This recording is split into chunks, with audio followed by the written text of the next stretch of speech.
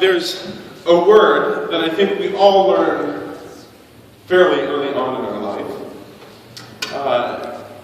It's a four-letter word, but it's not one of the inappropriate ones. Some of us know those at an early age too.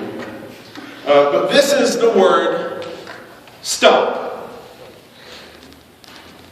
Right? Stop. No, mine. When we come up at an early age with ways to say enough. I think a lot of us, maybe I'm projecting, but I think a lot of us feel that way about life sometimes. You want to turn to God. Stop! I've had enough. I can't take any more. I give up. What we're really crying for, a lot of the times, if we're honest with ourselves, if we're paying attention, is we really want vindication. We really want things to be set right. That's not fair. So when we cry, stop, what we're really saying underneath it all is, God, that's not the way you said things were going to turn out. I had this plan, I thought we were in this together, and things just aren't working out that way. Stop, God, this isn't the road that I wanted to go down. Sometimes it's even more than that we're being accused of something and we say, we're innocent.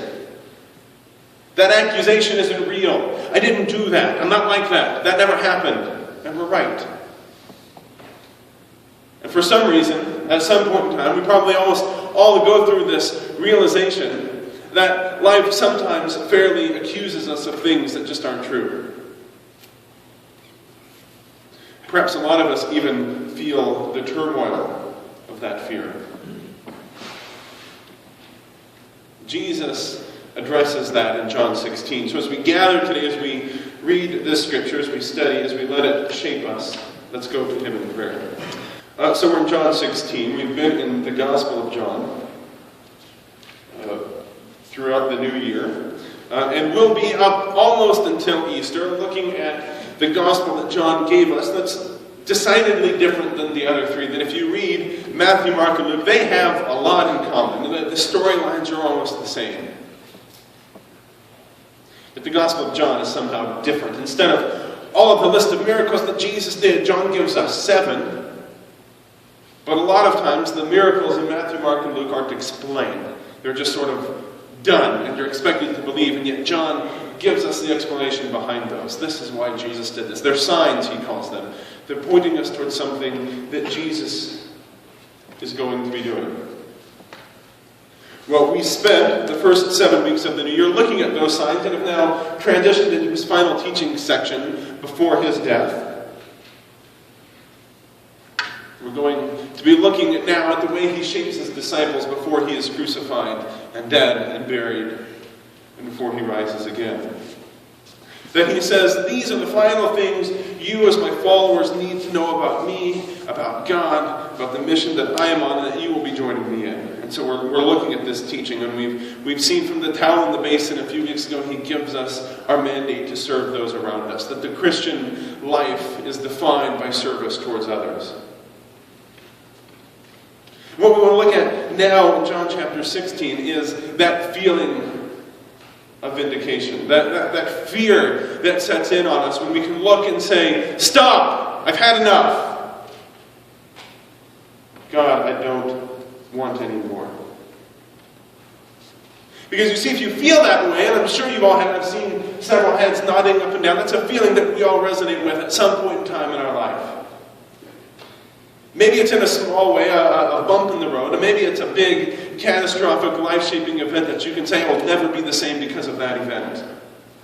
But that's not the way I thought it was going to work out. When I signed up to follow God, I didn't plan on that. So a cry of our heart is vindication. It's freedom. We want things to be set right. And if you felt that way, if you can acknowledge, yes, I've made that same petition. Stop, God. You're really joining in a long list of the people of God who have had the same cry. That was the cry of the prophets long before Jesus ever appeared on the scene. God, you called us your people. You freed us for a purpose. You said this is what would happen, and yet, God, we're not experiencing that. Several passages to look at. These happen to come from the book of Psalms. You can turn there if you want. If you have one of these TNIVs in the pew, it starts on page 427. If you brought your own Bible, good luck. But we're going to read some verses from several Psalms, beginning in Psalm 140.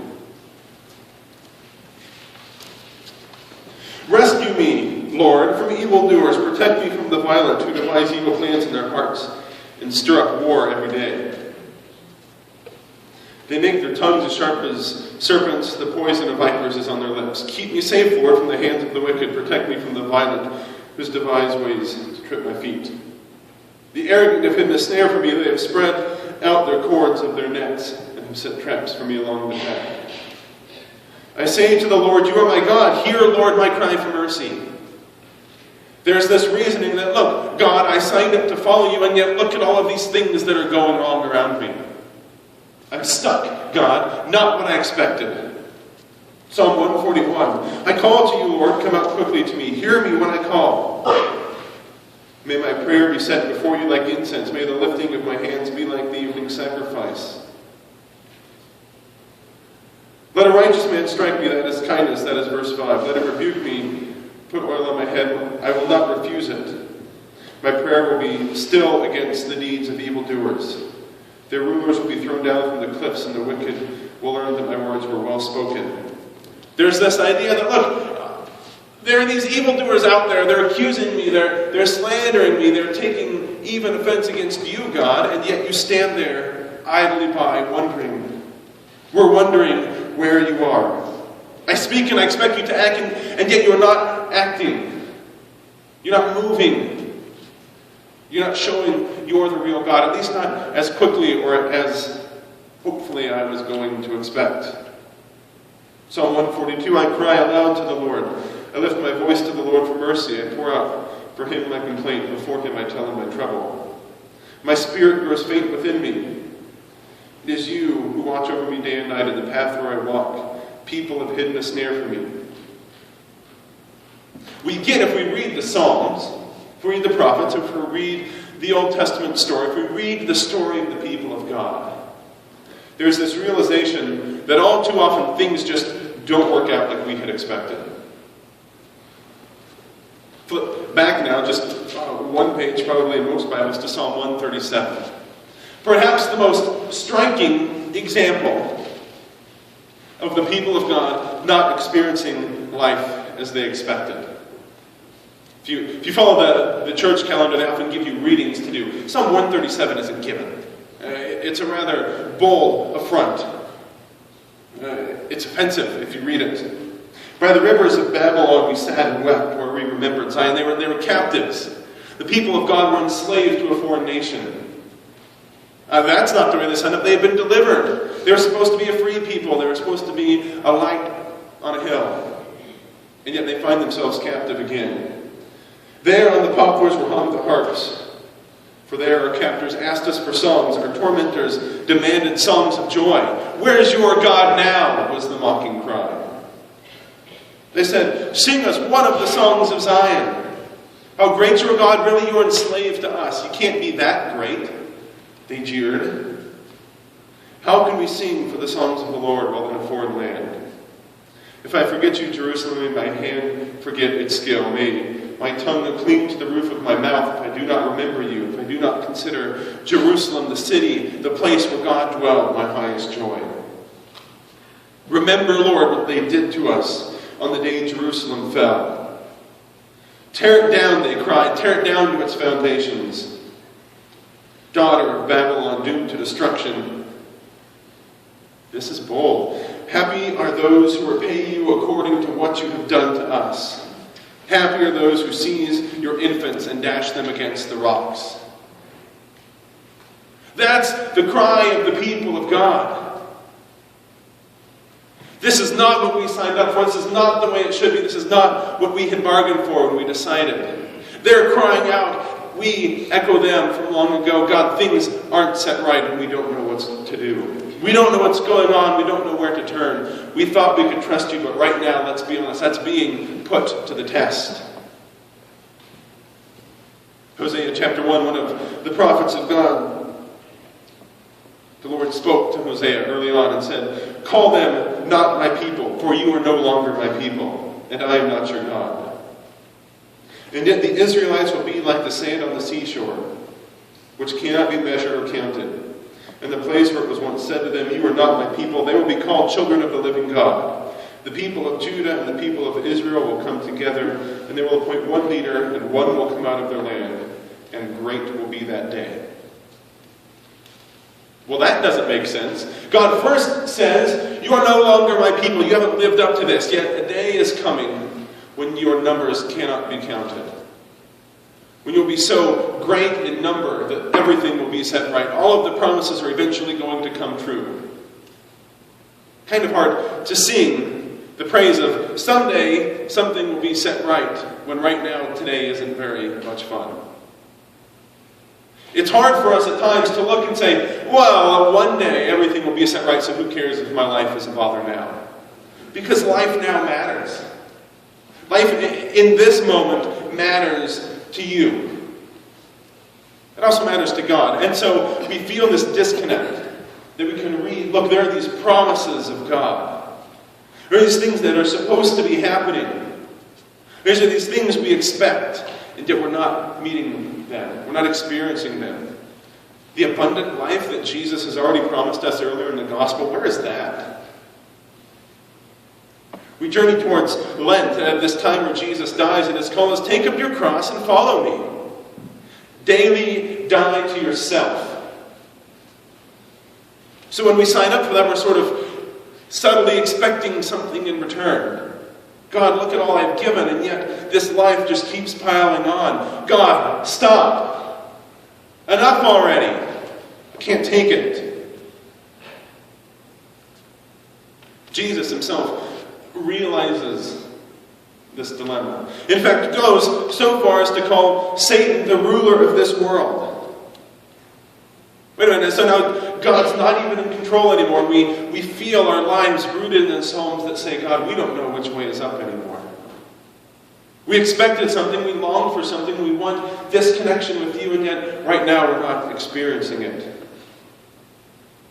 So what we find is that we groan with the prophets, with the people of God, about the way the world looks.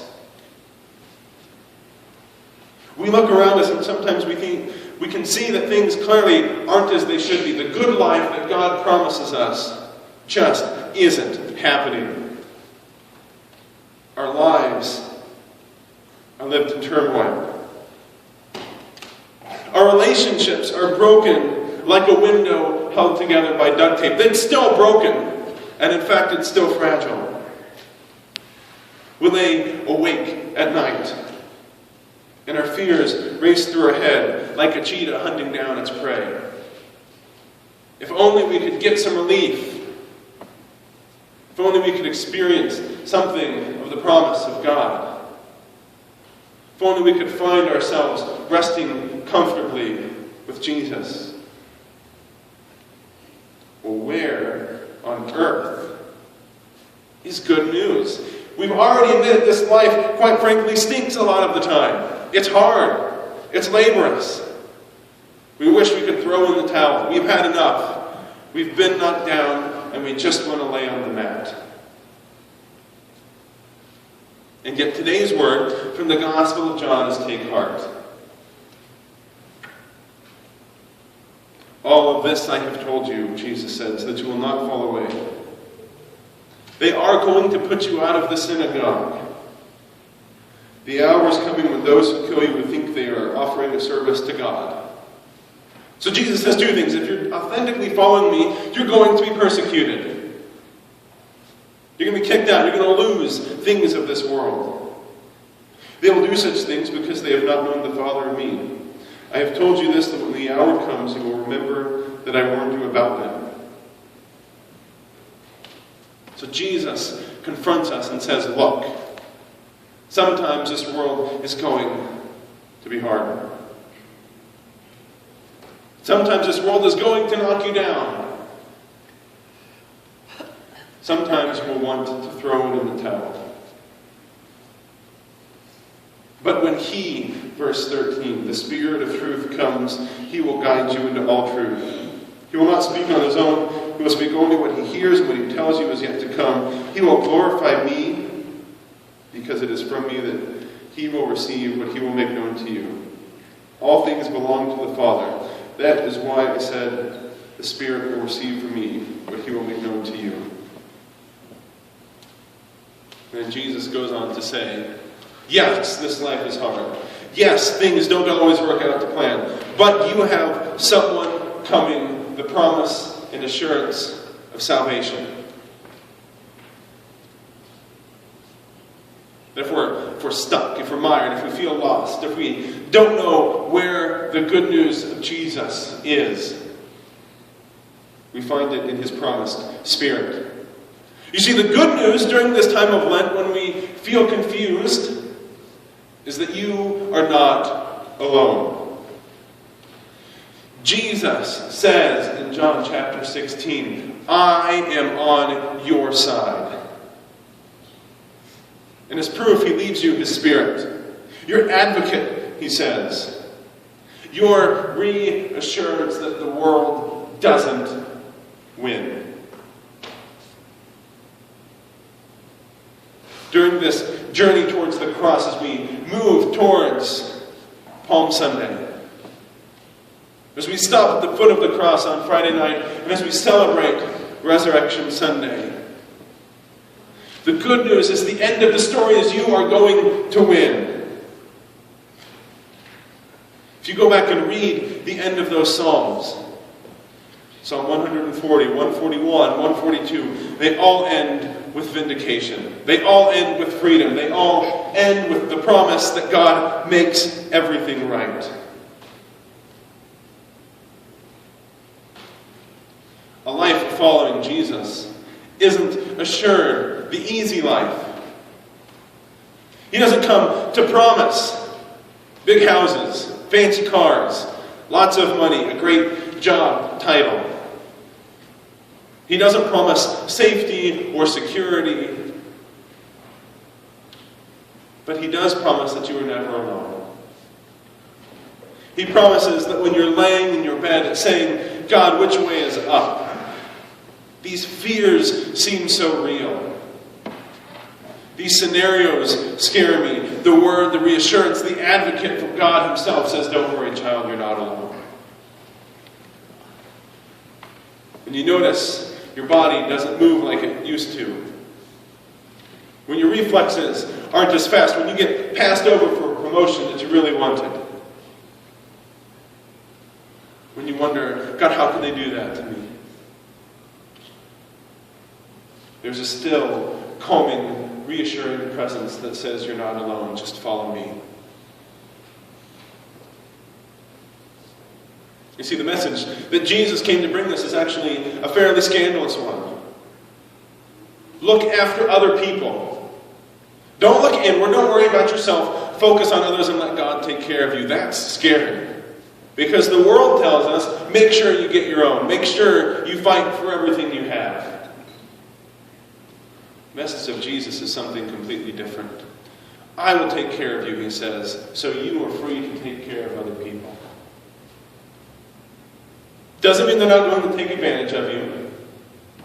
Doesn't mean they're always going to treat you right or repay you with the respect or gratitude that you deserve for doing that. Doesn't mean we don't get caught in sticky situations. But it does mean Jesus never leaves. It does mean you can go to bed at night saying, God wins. The Apostle Paul would write to a church and say, if none of this stuff ever happened, if the resurrection wasn't real, we should be the most pitied people there are. We should be embarrassed for proclaiming such a message. But you know what? He says, God does win. And you can look at it in the way His people live. You can look at the way they are living and serving and growing together. In 1 Corinthians, he says, "Where, O death, is your victory? Where, O death, is your sting?" You see, Jesus has beaten the greatest power that all of us fear. The one thing that we all have to worry about someday is death. When our body aches, that creeps into our mind. When we don't get our way, sometimes we fear, well, what's next? We sometimes wonder, I don't know how this is going to play out. And yet the message of Jesus, John 16, again and again and again. You will grieve, he says, but your grief will turn to joy. Our cry for vindication, our cry, stop. The cry of when we've had enough. It's a cry that has been echoed by God's people long ago. But it's rooted, ironically, in this idea that we know that God wins, and our cry is really just, God, we want your name to be praised. And so when you are facing tough, troubling, unsettling circumstances, your cry for, God, this is not the way it should be, this is not the way it was supposed to work out, it's right on. It wasn't supposed to work out that way, and it won't. When you're faced with the unknown, with the fearful, with the painful, with the hurting, with the fear, and your cry is, I didn't think it was going to be like this. Jesus says it won't be. It won't always be. I win. Just trust in me. Follow me. Have joy in me. As we journey towards the cross, as we pick up our own crosses and follow Jesus with our death to ourselves, we say, look, this world doesn't win. This world doesn't win. There's some of you that need to hear that message today. You are stuck in a situation. And you're saying, I don't know what to do. I don't know where to turn. I don't know that I can believe this anymore. The world doesn't win. Jesus is on your side. His hope, His life, His joy, His Spirit is residing within you. Take heart.